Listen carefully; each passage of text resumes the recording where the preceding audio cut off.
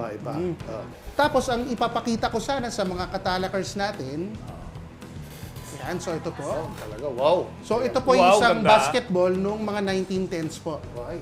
Wow, ah. Yan. So, leather po siya, tsaka yung mga tahi po niya, nandito sa harapan. Locally made. Locally made po ito. Parang di ba ganito din yung football? Oo Kung nga. titignan mo, parang Parang may tahi na ganito. yung cameraman natin, ayan, Yan. para makita nila, ayan, may parang, di ba? Oo, parang may tahi eh. May tahi. Pure leather ito, no? Leather, yes. Tapos may bladder siya sa loob, tapos doon yung hangin.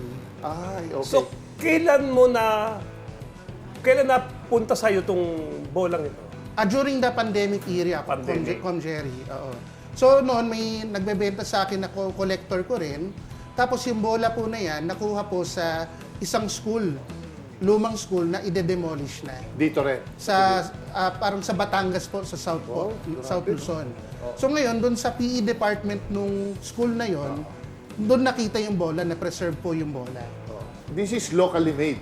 Yes, locally made po. Locally made, ha? Pare, 1911, gumagawa na tayo ng bola, ha?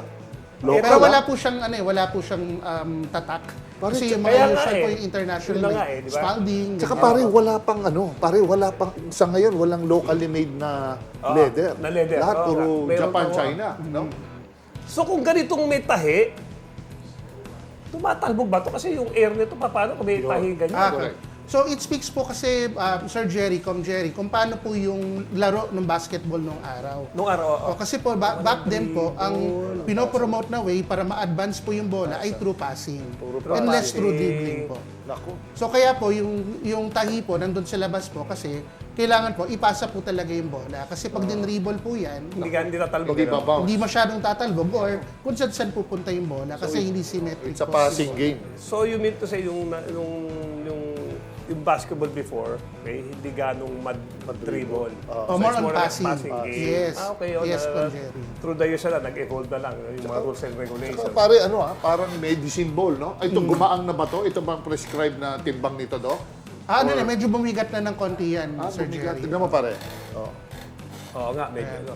So, kunyari, naubos na yung hangin sa bola, yung mga tahi dun sa labas, ay tatanggalin po yung tahi, yung bladder po nung bola ilalabas, tapos lalagyan ulit ng hangin.